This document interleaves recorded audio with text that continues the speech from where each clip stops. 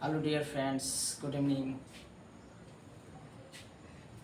फिर बहरहाल आपके बीच फिर प्रेजेंट हो गए हैं और टॉपिक्स के साथ प्रेजेंट हुए हैं। तो हमने पार्ट 1 में एटम्स का कुछ पार्ट्स बताया था। अब एटम के पार्ट्स अभी भी कुछ है, उसके बाद हम मॉलिक्यूल का पार्ट्स बताएंगे। तो चलिए देर ना करते हुए समझ लेते हैं कि ये पार्ट 2 में हमें एटम्स के बारे में और क्या नॉलेज देना चाहता है। ओके, नाउ स्टार्ट करते हैं। ग्राम एटॉमिक मास क्या होता है? सीधा सिंपल समझिए कि एलिमेंट का कोई भी एटॉमिक मास किसमें हम मेजर करेंगे? ग्राम में। बस इतना समझिएगा। में कोई भी आएगा ना मास एलिमेंट का, वो सीधा ग्राम में आएगा। ग्राम छोड़ के केजी में नहीं आएगा। ये पहले ही बोल दिया है कि हमारा एटॉमिक मास होना चाहिए ग्राम में। बहुत सारे हमने एग्जाम्पल रिप्रेजेंट किए हैं। जैसे देखिए लिखने का तरीका कैसे होता है। ऐसे रहेगा 1 ग्राम एटम एच का तो 1.008 gram H, 1 gram atom C का मतलब कार्बन का तो 12 ग्राम सी, 1 ग्राम एटम ऑक्सीजन का तो 16 ग्राम। ग्राम के अकॉर्डिंग बता देना है। ग्राम का मतलब समझ गए ना, यानी उसका डबल बताना है। उसका वेट कितना है, वेट का ये बताया जा रहा है। नाइट्रोजन का तो 14 हो गया। पढ़ता है क्लास में पढ़ता है रोल नंबर 7। समझ गए ना? समझिए, ऐसे पढ़ता है 7वीं क्लास में और रोल नंबर इसका 14 है। पढ़ता है ये 8वीं क्लास में, रोल नंबर 16 है। पढ़ता है ये 6 क्लास में, रोल नंबर 12 है। पढ़ता है 1 क्लास में, रोल नंबर 1 है। क्लियर हो गया? अब आते हैं, ये था एटॉमिक मास का डिस्कशन हमने कर दिया। अब हम करने वाले, यहाँ से शुरुआत होता है अबाउट ऑफ मॉलिक्यूल्स। अब यहाँ से हिस्ट्री थोड़ा मॉलिक्यूल्स का जान लेते हैं। ये सब बेसिकली जानना बहुत जरूरी है, इम्पोर्टेंस है। तो आइए मॉलिक्यूल्स के बारे में जानते हैं। The smallest particle of an element और a compound which is capable of independent existence. क्या है मतलब, समझा देते हैं। कहा गया है कि ये मॉलिक्यूल कहना चाह रहा है कि ये भी एलिमेंट का स्मॉलेस्ट पार्टिकल है, ये कंपाउंड का भी। समझ गए? एलिमेंट का कहिए या कंपाउंड का कहिए, इसमें दोनों में आ जाएगा तो दोनों में स्मॉलेस्ट पार्टिकल ही रहेगा।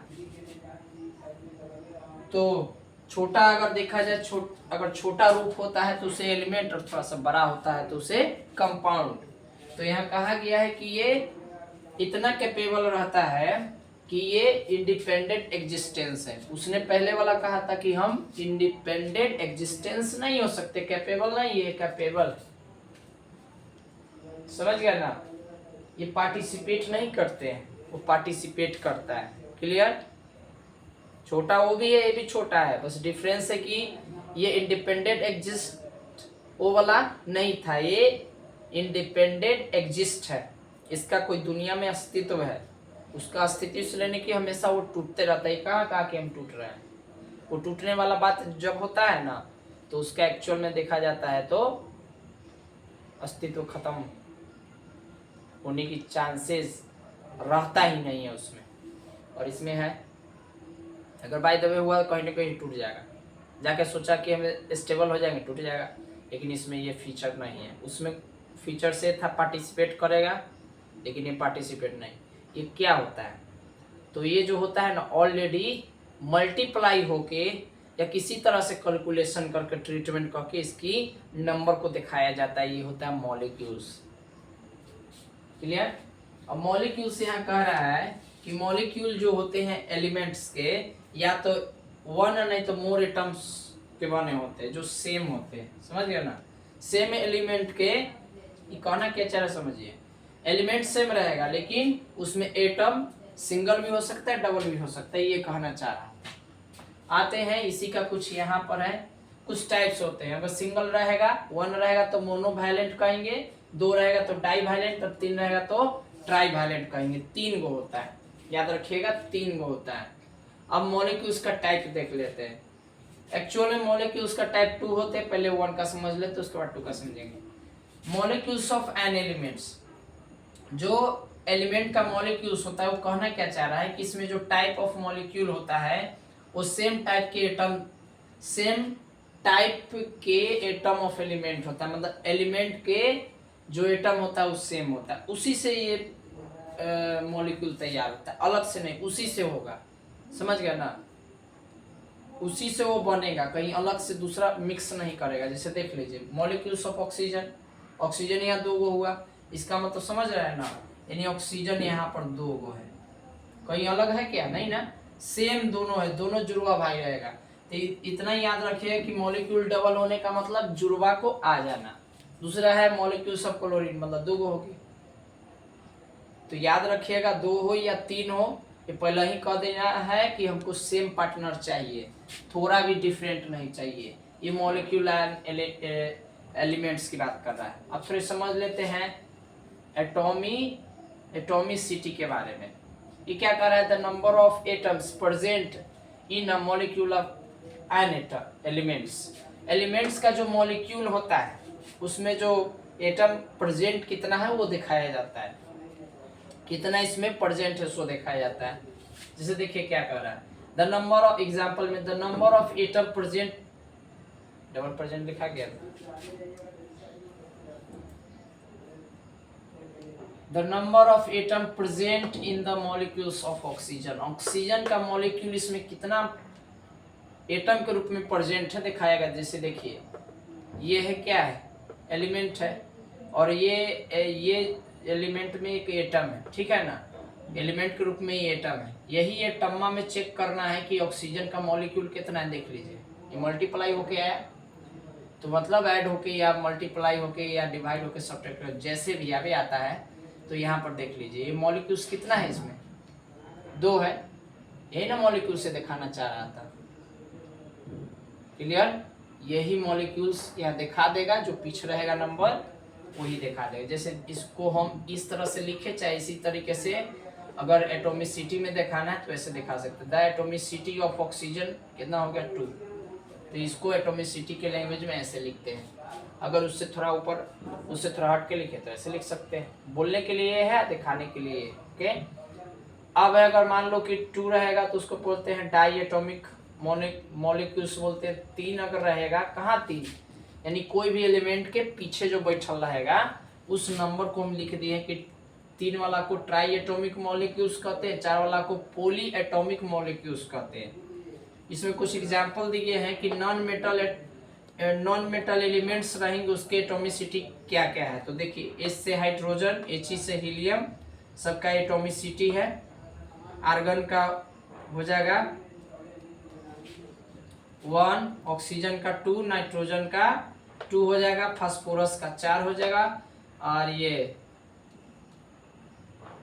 सल्फर के कहिए तो 8 हो जाएगा, क्लोरीन का कहिए तो 2 हो जाएगा, ठीक है। अब यहाँ है कि सोडियम चूंकि इसका नाम है नाइटेरियम, समझ गए ना, लैटिन वर्ड है, लेकिन उसका नाम ही चेंज कर लिया है। वहाँ सोडियम है तो सोडियम को हम Na से लिखते तो 1 हो गया, एल्युमिनियम को Al से लिखते तो 1 हो गया, और आयरन, समझ गया ना, आयरन है तो आयरन को हम फेरस से लिखते हैं, तो फेरस से लिखेंगे फिर तो हो गया कॉपर को हम लिखते हैं Cu से, मतलब क्यूपरम है, क्यूपरस है। तो इसी तरीके से लैटिन वर्ड को कुछ ऐसे भी एलिमेंट्स होते हैं जो हम नेक्स्ट स्टेप पढ़ाएंगे ना जब एलिमेंट्स के बारे में, तो थोड़ी लॉन्ग चैप्टर है तो हम बताएंगे, तो क्लियर वहाँ पे कर देंगे कि कौन से एलिमेंट जो आते हैं उसका लैटिन नाम चेंज है, तो हम बताएंगे वहाँ पर ये सब लैटिन नाम से चेंज है, कुछ ही एलिमेंट, सबके सब नहीं। तो ये हो गया मेटल में आते हैं, नॉन मेटल में, तो मेटल का देख लीजिए एटॉमिसिटी 1 है, और नॉन मेटल में देख लीजिए कितना बढ़ गया, किसी का 2 है, किसी का 1 है। अब बात कर लेते हैं नंबर 2, मॉलिक्यूल्स ऑफ कंपाउंड, वो था जो भी हम पढ़ रहे थे यहाँ पर एलिमेंट के बारे में। अब कंपाउंड्स के बारे में जान लेते हैं। 1 more atoms of different elements chemically join together in whole numbers, क्या कह रहा है कि एक से ज्यादा अगर एटम्स हो, और किसका एटम, डिफरेंट टाइप के एलिमेंट से एक से ज्यादा एटम्स हो, और जाके किसमें ज्वाइन कर गया, केमिकली में ज्वाइन कर गया है, तो उसका जो होल नंबर रहेगा उसी को हम दिखा देंगे, तब कह देंगे ये कंपाउंड का मॉलिक्यूल्स है। देखिए ये मॉलिक्यूल ऑफ वाटर, अब बताइए इसमें डिफरेंट टाइप के एलिमेंट को ज्वाइन कर दिया गया, इसमें तो सेम था, इसमें डिफरेंट टाइप के एलिमेंट को ज्वाइन कर दिया गया है ना, तो एटम्स क्या हो गया, डिफरेंट हो गया, और एटम्स डिफरेंट हो गया तो यहाँ किसमें ज्वाइन किया है, केमिकली में। तो इसका पूरा जो रहेगा रिप्रेजेंट कर देंगे, देखिए कितना है, 2 और 1 3 हो गया, इसमें कितना है अमोनिया का NH3 हो गया। तो इसमें मतलब कहा, इसमें हम अभी ना बोले हैं, इसमें यही कहना चाह रहा है कि डिफरेंट टाइप के एलिमेंट को बस वो दिखा दिया है कि देखिए इसका इतना नंबर लेके बैठा हुआ है, समझ गए। एटॉमिसिटी उसमें बता रहा था, तो उसी एटॉमिसिटी इसमें भी है, लेकिन अलग अलग, इसमें तो सेम था, उसमें इसमें डिफरेंट है। तो डियर्स, ये था टॉपिक आज का जो हमने आपके बीच शेयर किया और एक्सप्लेन भी कर दिया। तो इसे फटाफट नोट्स भी कर लीजिएगा, देखते टाइम अच्छे से इसे देखिएगा, बार बार इसे रिबैक करके रिप्ले कर करके देखिएगा। आपका बिलीफ सिस्टम स्ट्रॉन्ग हुआ तो इसको जरूरी कवर कीजिएगा, और इतना स्मार्ट आप हो जाइएगा कि केमिस्ट्री के आप बाप हो जाइएगा।